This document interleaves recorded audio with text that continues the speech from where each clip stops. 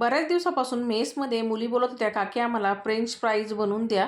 तर चला झटपट बनवूया. तर बटाटे घेतले मोठ्या-मोठ्या साईजचे 3 आणि त्याचं असं टक्कल करून घेतलं आणि स्टँडिंग लाईनमध्ये कट करून घेतले. आता हे स्वच्छ धुवून घेतले मी, त्याचा स्टार्च काढून घेतला. आता पाणी उकळायला ठेवलं होतं. पाणी उकळल्यानंतर त्यामध्ये मी लगेच मीठ टाकून घेतलं आणि मीठ टाकून त्याच्यामध्ये सोडून घेतले. आता सोडून घेतल्यानंतर इथं एखादा 1.5 मिनिटच फक्त आपल्याला गरम मध्ये उकळून घ्यायचं आणि तुकडा पडायला लागला असं लगेच काढून घ्यायचं.